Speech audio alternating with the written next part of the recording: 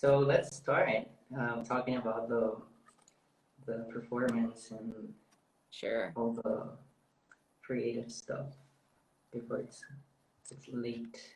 So what my question to you is like, what first like stirred this for you? What was it that like made you want to do this particular piece? Okay, 1 minute. I'm gonna announce that I wanna translate this into Spanish for the Yes, people of course. who are more comfortable in Spanish. Vamos a leer en inglés porque Amy no sabe español, lógicamente, es de Canadá, pero voy a traducir las ideas que pongamos a la mesa al español. Así que no hay problema, vamos a hacerlo bilingüe, vamos a tratar de traducirlo ahí un poquito. Okay. Yeah. Can you repeat the question? Yeah. What stirred you to want to do this piece? Like, what exactly was it about this song that you were like, I must create this? Yeah, like, well, this song is it's a classic in Latin American music, right? It's been like almost 20 years since its birth, let's say, and it's like super popular. So that's the first thing for sure. Like, it's a very popular song in Latin America. But then I feel the most crucial aspect was the lyrics and the message behind the song, right? Color Esperanza means, for those who don't know, color of hope in English, right? Esperanza is hope and color is color. So I was really I really resonated with the message, especially in these times that are so complex and hammering and very, uncertain for many of us. So I feel like it was perfect. It was perfect to take this tune and to make it and to work on it, right? And to create something new from it. In this case, with our talents, which are dance and percussive dance. Yeah. Because so let's say the main objective, if you will, of the performance, at least for me, was to carry on this message using dance as a tool to, express whatever needed to be expressed at that time with the song, and still Continues to relevant be now. expressed. Yeah, exactly, totally. And I think we always need hope, no matter what's happening in the world. Like it is very relevant, and that's what really spoke to me as well. But I also think that we can look at this 10 years from now and it'll still have that impact on us. That'll be really cool. Actually, I remember when you told me let's do like a remake of this in 10 years, and your Latin rhythms will be like my understanding of them. Yeah. So much better. Exactly. Okay, I'm gonna translate. Lo que estamos diciendo es que la canción Color Esperanza, bueno, la idea se me ocurrió a mí y la verdad es que sentí que era necesario comunicar o transmitir el mensaje de la canción en estos tiempos tan complejos. Color Esperanza siempre hablando sobre el optimismo y el ver el lado,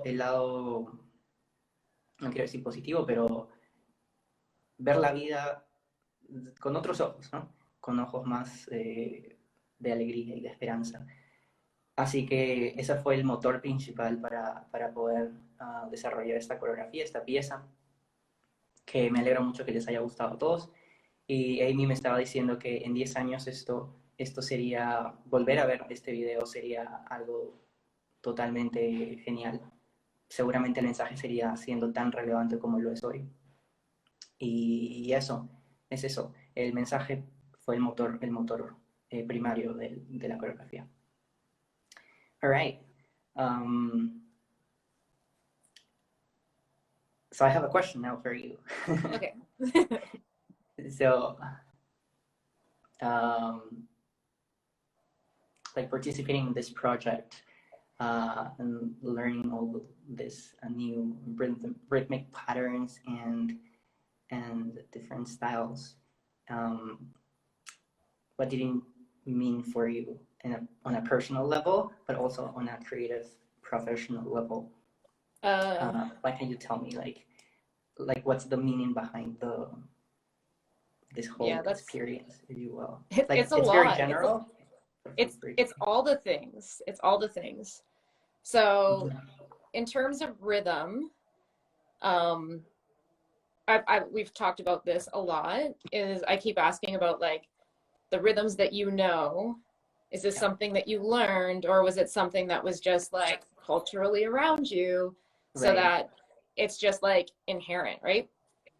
And some of those rhythms aren't like, I could, on one of the steps that we were doing, I could do it and I knew sort of where they were placing, but it wasn't until like the night before that I was like, oh my God, I hear where that's actually sitting, because it fits so different. It fits so differently than what I'm used to with like swing. Totally. Just like where it feels, and like to feel the groove of it. So that alone, like being able to be stretched that way, I loved it. It's great. And I know that like as I continue to revisit this dance, and also with the other training that I'm doing, I'll gain more knowledge that I'll be like, oh, now I really feel where this is sitting. And like from 10 years, when we do our 10 years reunion tour, no, we'll make it a tour. That I think I'll understand it more. And I think that's the beauty of studying rhythm just in general, right? You're never going to be done. You're never going to be done learning. You're always going to be stretched. You're always going to learn new things. You're always going to find new ways to express it. And I find that exciting, you know? Totally. I'm going to translate that very quickly. Le preguntaba bueno, qué es lo que esto significaba para ella a un nivel personal primero y después a un nivel profesional. A un nivel profesional me dice que se sintió muy, ¿cuál es la palabra? Retada para poder aprender todos estos ritmos latinos, ¿no? Porque jugamos con el flamenco, con la cumbia, con la samba, y para ella esos patrones rítmicos son muy nuevos, muy diferentes, y se sintió muy feliz de poder asumir este reto, y dice que en 10 años le gustaría volver a hacer esto también para sentir la diferencia entre ahora y después de haber practicado todos estos ritmos, que ella siente que es muy importante seguir aprendiendo, y uno nunca termina de aprender porque hay tantos ritmos en el mundo que verdaderamente uno nunca termina. Okay, so on a personal level. On a personal level, I feel like it came at the exact right time that I needed it. I had just gone back into the studio in the fall and actually teaching in person, which really filled up my well. Like, I'm fine when I'm going through it and I'm teaching online, but after a while, it's like I'm talking to a computer screen and I'm getting a bunch of these, or like one more time. And you don't get that whole energy exchange that you normally do when you're teaching in class. And I definitely have missed that in my life, but you were the first performance that I had done with somebody since like the beginning of 2020. Yeah. Yeah, I think it was like the last time I did a performance was in February with Trina. And it's like that fuels you know what I mean? Like as an artist, it's like why you perform is like that energy exchange when you're working with someone. So I think to be creatively pushed, to be able to share an experience with another human was, you know, it was like, it was everything that I needed, and it really filled up my well to push me further into this lockdown that we're in, you know? Yeah, it's very nice. Está diciendo que en un nivel personal lo que sintió fue mucha gratitud por haber vuelto a hacer un performance, una presentación después de todo este asunto. El último performance que había hecho fue en febrero del 2020 y desde ahí no había hecho nada hasta esta oportunidad. Lógicamente no un performance convencional en un teatro, sino en este caso un video, pero dice que de todas maneras sintió el calor humano y extrañaba ese contacto humano, ese vínculo, ¿no? Humano, que no tiene, por ejemplo, en las clases virtuales con sus alumnos, porque ella enseña TAP, no tiene ese vínculo, simplemente ve a personas en una pantalla y eso es. Así que, yeah. And then on a whole other level, then it's like the Zapateo vocabulary is so different than tap dance. Like people might That's look very at true. it and think that it's similar, but it's Right. the approach to the steps and the feeling is so Mm-hmm. different. So I also It enjoyed is. that challenge. Yeah, for sure. I mean, yeah, I think like many people um, have seen the performance, they think it's just tap, but not really. Like I try to explain, we're fusing, we're combining both tap and zapateo. So to the naked eye, I would say it's the difference is like really small. Mm-hmm. But when you actually try it and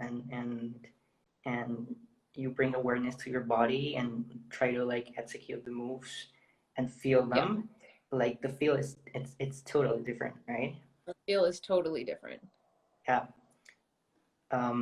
Lo que estamos diciendo es que el tap y el zapateo afroperuano, que fueron estos dos ritmos, estas dos formas de baile percutivo que fusionamos en este performance, son muy diferentes en el fondo. Tal vez superficialmente parecen lo mismo, pero al final del día, si uno las integra en el cuerpo y las interpreta, la verdad es que se sienten diferente, el feeling es diferente. So for you, how would you describe the feeling of zapateo in contrast to the feeling you get when you dance, when you tap in? I'm very interested about that. Hey, Travis. I would say it's so weird because it shares the same qualities. It's grounded and it's light. Right. And so is tap dance. But the way that it's grounded and the way that it's light is opposite. Mm-hmm. I really feel like when I do the Latin rhythms, or even just like, because Latin tunes are so complex and there's so many things going on, but there's so much soul and so much passion. I feel like it is very internal. I can feel like the feeling of dancing it is very internal. And Mm-hmm. that's the thing that I think that stood out to me the most when I first saw Antonio dance was Right. I felt like I saw everything from inside of him when he danced. And I was very fascinated by his expression when he was on stage, because I had never seen really anybody like be so vulnerable in a way that like I felt like I knew him after watching this performance. And I feel Right. like that's very, very much about the way that your culture is and the music is, and the fact that like it's not just music, it's life. That is a life. It is a lifestyle that's always happening, and it's a part of the everyday. So for those who don't know, Antonio is our teacher. He's an Afro-Peruvian Zapateo master, and yeah. So a little bit of context. You can look for him on Instagram, Antonio Vilches. Okay, so yeah, that's very true. I feel like in my experience when I dance tap, I feel more like this like bumpy you know like feel. It's more like this. I don't know how to explain it in words, but like yeah, it's very interesting how you say Zapateo and Latin rhythms in general are very internal, because that's also how I feel. I feel like you must connect with with your in my case, I feel it here in my plexus, which is here, which is said to be the center of rhythm. And like each time I dance, like Afro-Latin rhythms, be it Afro-Peruvian zapateo, be it cumbia, or even salsa, I really feel the rhythm here. And like everything comes back to the core for some reason. Mm-hmm. And yeah, it's very interesting to talk about this because at the end of the day, when you're dancing, you're sort of like embodying the culture and embodying the I like this term by Raymond Williams. He's a cultural studies. He was a cultural studies academic. He used this term structure of feeling. It's a structure of feeling that it's there in the culture. Like you cannot touch it, but like it's there.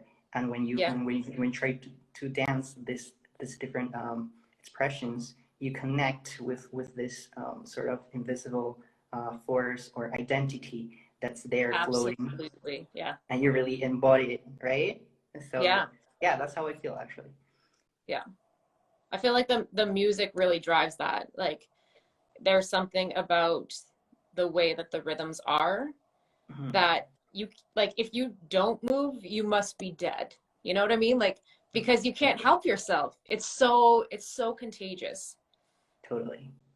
I'm gonna translate. So, lo que estamos discutiendo es básicamente lo que se siente cuando uno baila zapateo versus lo que se siente cuando uno baila tap. Hablamos sobre que la cultura tiene un feeling diferente, ¿no? Y que uno conecta con ese feeling, que lo podríamos decir una estructura de sentimiento que está ahí como que en el aire, y uno al momento de bailar como uno trata de canalizar un poco esta estructura y hacerla suya, ¿no? Amy estaba diciendo que los ritmos latinos ella los siente verdaderamente internos, como que la sensación que le da es interior, como esa es la palabra que usó, y ese sentimiento que le genera es muy único, a diferencia del sentimiento que tiene cuando hace tap. Y yo le digo que sí, efectivamente, que yo cuando hago ritmos latinos, la verdad es que siento todo el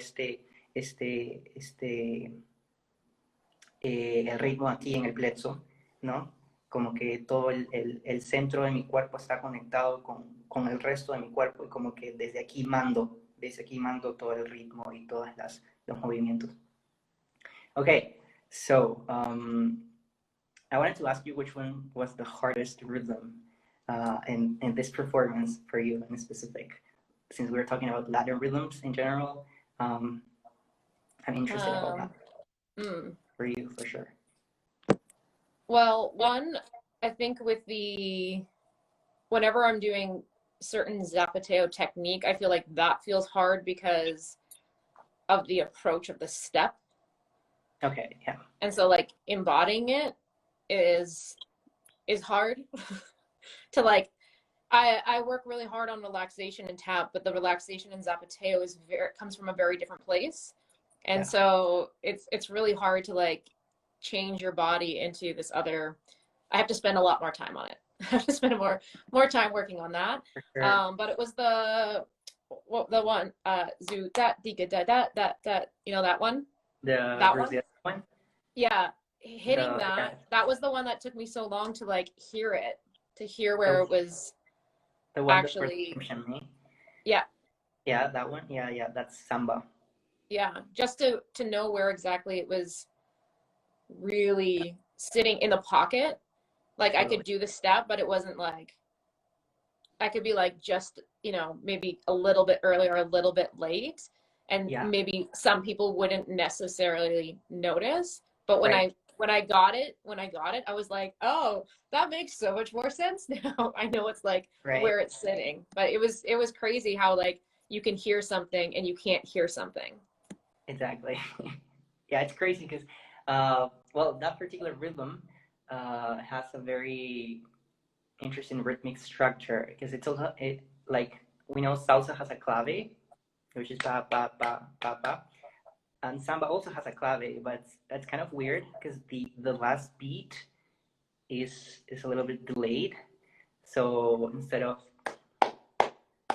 samba, it's more, or Brazilian music in general, like bossa nova and samba, it's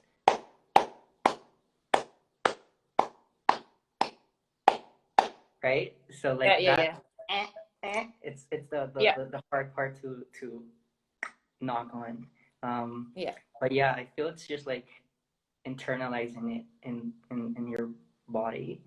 And yeah, Travis says you'll make me want to get back in class so bad. Yeah, Travis, we love you so much. If you guys have any questions, feel free to.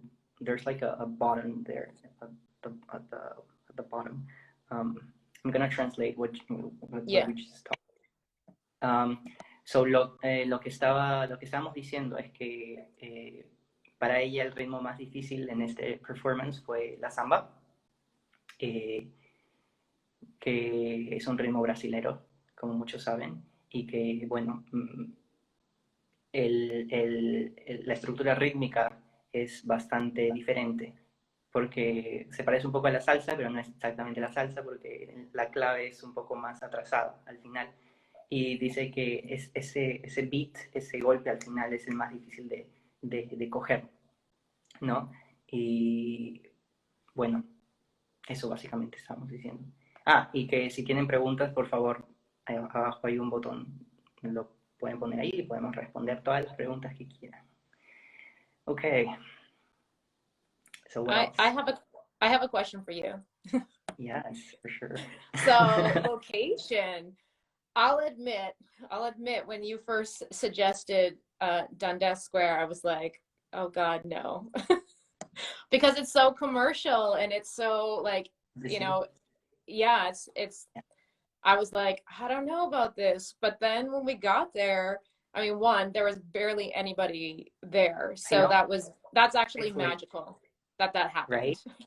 Yeah. You know, but it actually, like, I feel like it's such an important part of the visual that you were wanting to create, because there's this like vast open feeling and this like giant like cityscape around you, and then you still get the sky, and then there's like this small little idea of us, you know, dancing, and this like hope, you know what I mean, like hope in the midst of this like great big world. And I really love how that came about, but I'll admit I was doubtful at the beginning.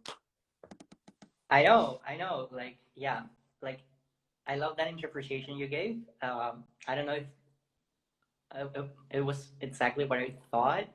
I actually didn't think like something deep when selecting the place. I was just like deciding by intuition, like I feel like this will be great and stuff.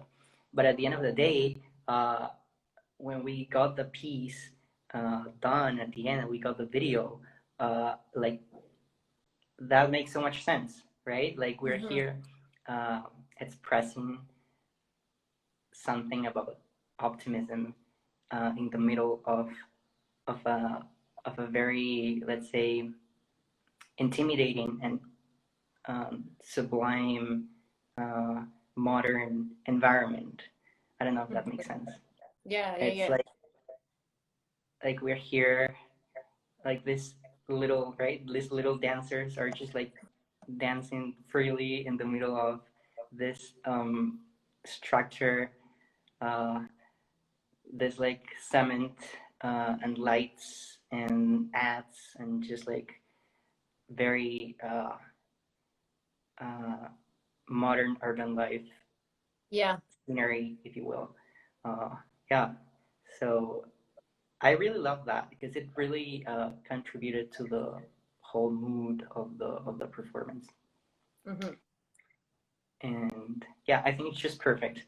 Like I didn't have that intention necessarily initially, as I was saying, but it came out perfect, you know, like it's just like it was better than I expected.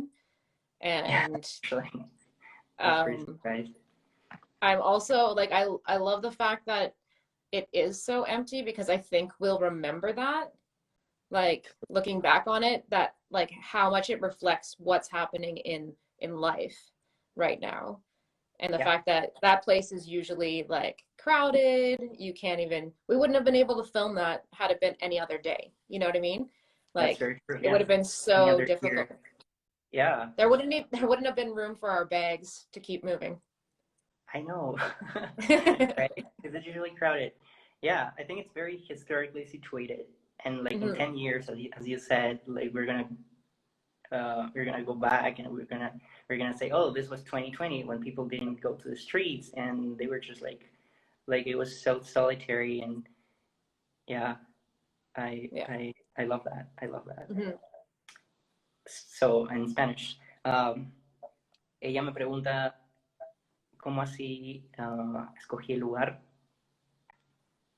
Eh, bueno, yo le sugerí que sea en esta plaza, Young Dantas Square en Toronto, y que al principio ella no creía tanto porque normalmente eso está lleno, normalmente está lleno de gente, está repleto, pero como estamos en esta situación, lógicamente ahora la plaza estaba vacía y esto es sumamente inusual, ¿no? Y dice que vamos a recordar esto por siempre porque normalmente eso está lleno y bueno, luego yo le dije, luego ella me dijo, siento que el mensaje detrás de esto es que nosotros somos dos pequeños bailarines ahí haciéndole frente a todo el mundo y a todas estas estructuras y a todos esos edificios inmensos.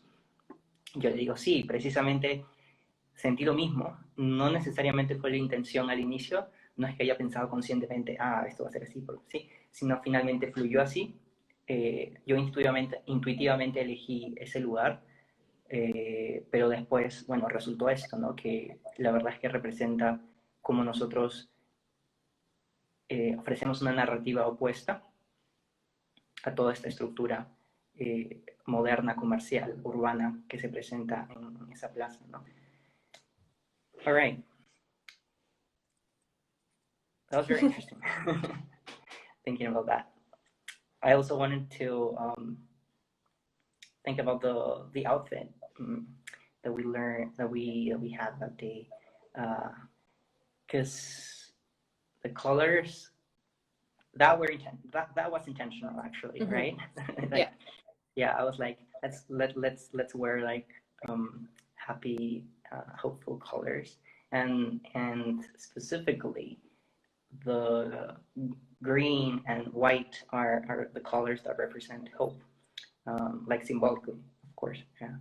And that's why we were in white and had a green jacket also. Um, so yeah, I think that's also important to mention. I don't know if you have any other. I think it just again plays into that whole bigger picture of the concrete, the crazy signs everywhere. Um, and then there's like this purity of what of the message that we're trying to share. You know what I mean? And I think had we worn any other colors, I don't know if it would actually be as effective. The white was very, Right. very The white was specific, there. and Yeah. it like there's a calming sense of watching it because it's white, like in the sense of like you do feel that hope, and you do Totally. feel like that it's like this stark contrast to everything else around what we're like where we're dancing. Exactly. So like Yeah. I think The it looks contrast. amazing. Yeah. Right. The contrast is super powerful. Yeah. It's like these two guys in white clothes, like in the middle of Toronto. It's pretty unusual, and yeah, and it's pretty striking, I would say. Like disruptive, that's the word. It's Mm-hmm. really, really disruptive. Yeah. Estábamos hablando de los colores que usamos en el outfit, en la ropa. Elegimos blanco y verde porque son los colores que representan la esperanza simbólicamente. Y la verdad es que aportan mucho al mensaje que queríamos transmitir porque son un contraste, como dice Amy, al ambiente en el que estamos, ¿no? El blanco es como contrasta bastante con el color del cemento y de las luces alrededor. y aporta bastante porque es bastante disruptivo también, dijimos. Y eso. I was very intrigued at the fact that many people defined this choreo as joy, right? You told me that. Yeah. Yeah, I think more in English than in Spanish. I think many people in English, like Anglophone people, use the term joy, joy, joy, joy. I saw lots of joy too. I think that comes from like one, if you don't understand Spanish and you're listening to the song, the feeling of the song has a lot of joy, and there's like a lot of emotion that you can feel even though you don't understand what they're saying. Exactly. But I think because of our interaction, one, just because I think we were really joyful to be dancing together, like, and having this like exchange, that really came across. But then I think also in us dancing and thinking about this whole song and like what does it represent, and you know, what does it mean to have hope, right?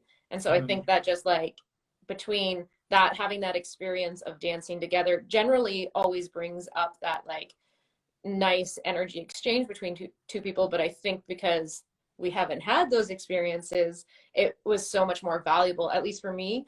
Like I needed that. I needed that in my life. It like set me on fire, which I need because like totally. I'm a creative person. I need that. I need that fuel. Yeah, for sure. And so having that, I think it really like showed up when on the screen in the way that it was shot.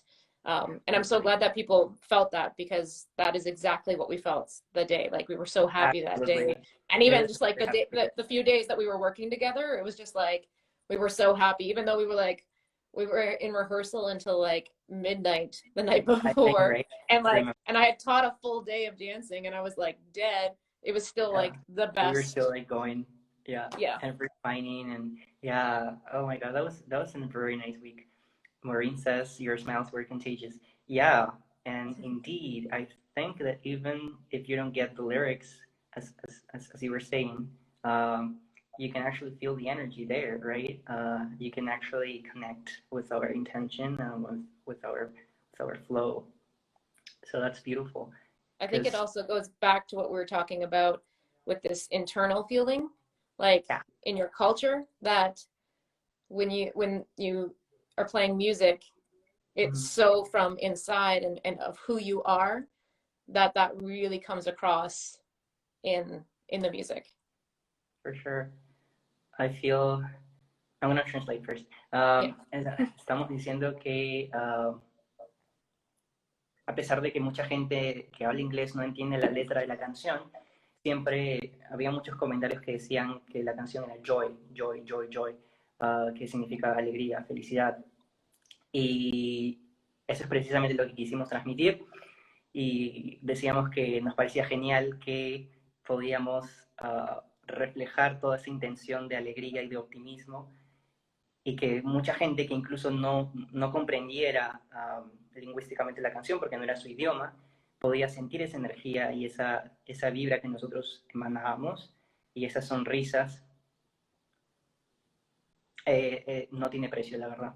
La verdad es que fue una experiencia para nosotros también muy feliz. Estos días que estuvimos practicando, la verdad es que nos sentíamos muy felices porque la canción hablaba de eso también, y los ritmos y todo, y estamos muy felices de que pudo haber sido transmitido a través de un video, a través de una pantalla. Yeah. I feel before we finish, we should talk about the integration of the rhythms, because we talked about the rhythms separately, but I feel that it's important to mention how this worked together, right? Because it was really crazy to see in one piece swing, like we did the shimshin, samba, Afro-Peruvian zapateo, flamenco, right? Yeah. So how do you feel that worked together? Because it's kind of crazy to do this like creative melange, if you want, right? Yeah. I definitely like the more that I listened to it and the more that I dug into it, I was like, there is so much going on here, and it really made me respect the piece of music and for how much they expressed. And also I think of this idea of the color of hope. The color of hope embodies all people. And so I feel like by expressing all these different rhythms, it can embody all people. Whereas if it was just one straight rhythm the whole time, I don't think that it would reach as much in this idea of the color of hope. Yeah. Um, and I think like when I first was learning all these different rhythms, I was like, oh, my head first was like, oh my God, these, this is all so crazy. But it's like the more that I heard it, the more that I listened to it, the more that like it all just like made sense, and really lovely transitions on how like when it goes into the cumbia beat and how it just like drops into that. It's like, right. It's so nice. Yeah. It's just like, oh, yeah. I know. I love that idea. That point you just threw. That's how the message is universal. And the fact that we combine so many rhythms also reinforces the fact that the color of hope, is for everyone, right? It doesn't have like frontiers. It doesn't have walls in between, right? It's just like a message that can take different forms, but at the end of the day, it's the same intention, it's the same joy, right? So, en español, estamos diciendo cómo esta combinación, esta integración de ritmos representa precisamente este mensaje universal de la esperanza, del color esperanza, ¿no? Que no tiene distinciones, que puede traspasar fronteras, que no se limita a solamente un ritmo o a un estilo, a una cultura, sino que puede jugar con múltiples formas y puede presentarse en múltiples formas y puede transmitirse en múltiples formas, ¿no? Y ella decía cómo se sentía rico cambiar, por ejemplo, de swing a cumbia, ¿no? Que el swing que es bastante acá, y luego la cumbia que es... Entonces es un cambio bastante drástico de estar aquí arriba a bajar, pero que se sentía muy rico y que le gusta mucho. Right? You got the point. Yeah. I have a question. So since you said that the word, because I had told you that so many people were saying this was described as joy, and you said this song is really important to Latin America. How do you feel it was received on your end for doing this piece? For Latin American people? Yeah. Yeah, like they were crazy at the fact of using this tune in this way, right? Because like it's used in many ways. It's usually used in convocations, for instance, or in like a special ceremonies. Like they play the song at the background, so people get emotional and get like, yeah, right.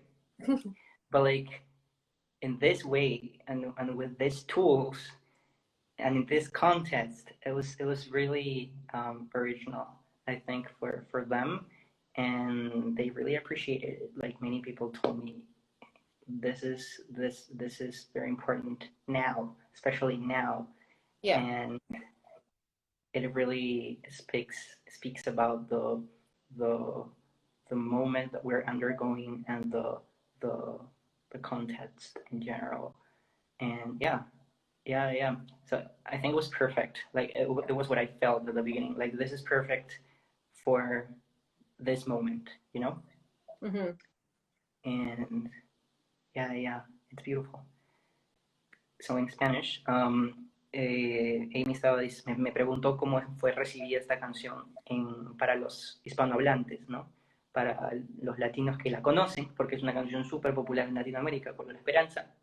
Y yo le digo que sí, que sintieron, la verdad, mucha gente me dijo que sintió que era perfecto para el momento y le pareció muy original el hecho de poder presentarlo así, ¿no? Con estas combinaciones, con estas variaciones, de esta manera tan loca, porque normalmente se ponen en las grabaciones o en matrimonios, ¿no? O en eventos así de despedida, color esperanza, pero usarla así, haciendo percusión con los pies, era bastante loco, ¿no? Yeah, so I have another Let's question. Yes. I think we should also give a shout out to Keegan because I think For sure. his, you know, like his element to it also changed everything. Totally. And, you know, like in choose. I don't know if it's in still choosing. If he's still here. If you are, yay, Keegan. But yeah, for sure. Like that was like the whole videography was really amazing, and it like really elevated, uplifted the whole dance, the whole choreo. Yeah, I think it was amazing. Certain ways that you guys work together to edit it as well, like they also brought feeling in the way that you chose to like have the audience see that particular part, you know? Yeah, that's so true. All right. How do you feel combining and the solos? Do you remember when we did the flamenco and then your solo? How was the feeling of changing so drastically from like my solo that was like very to yours that was very like right? So yeah. I don't know how do you feel with that? I mean, moment? I think in some ways I relaxed in it because it's tap dancing versus, you know, zapateo or just even trying to work this other rhythm.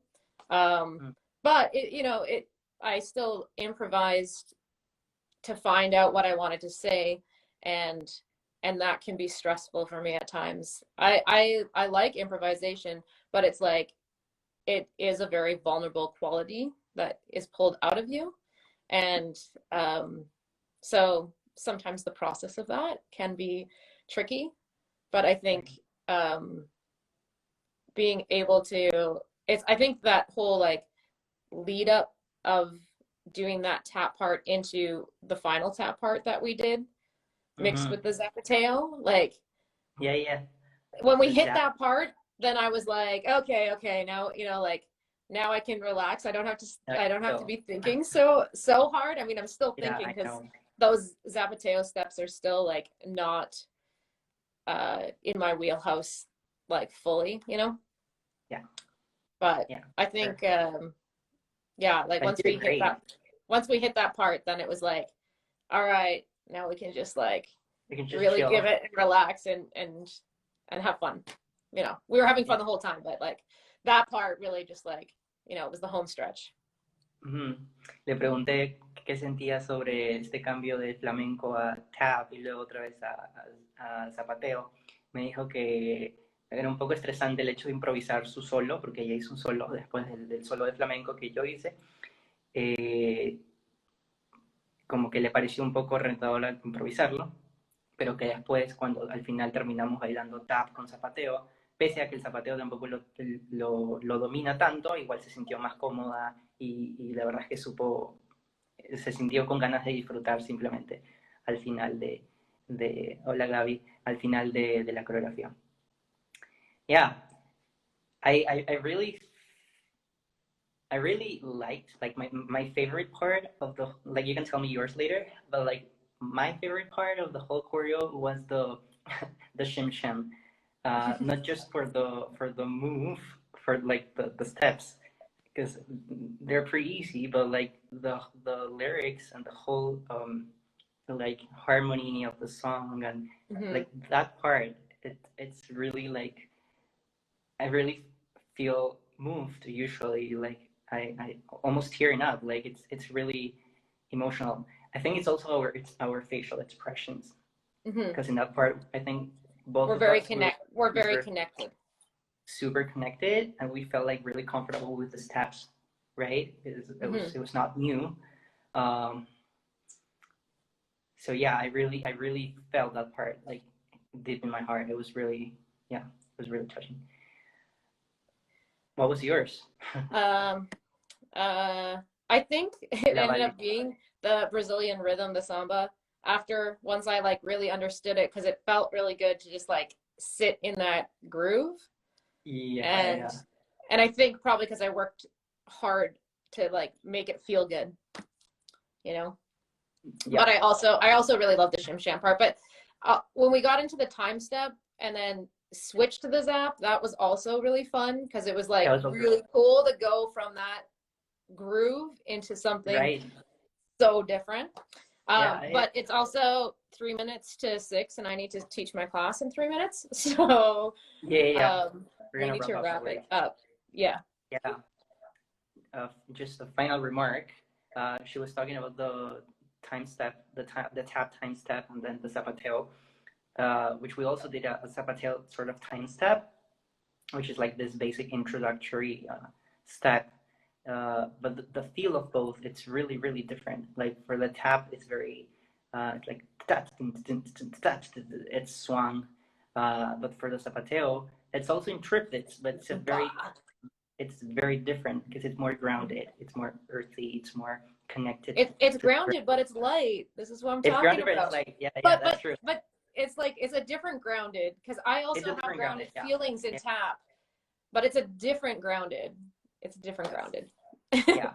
Like like you're like floating while doing the step, but at the same Yes. time you're connected to the ground because you're Yeah. right.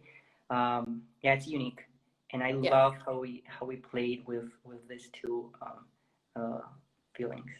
Hmm. So before we finish, I want to just tell it in Spanish.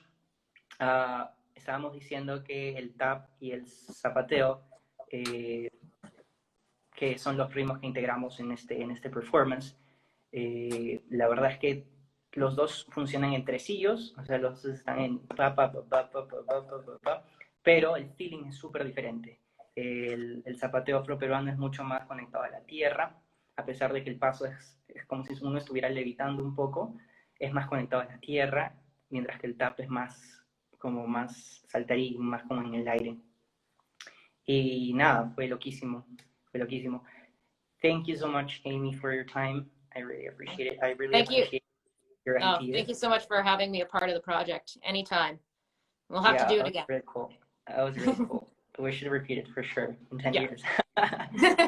The remake. All right. Was, I got to go teach. thank you Okay. so much. Take care. You're welcome. Bye. Bye.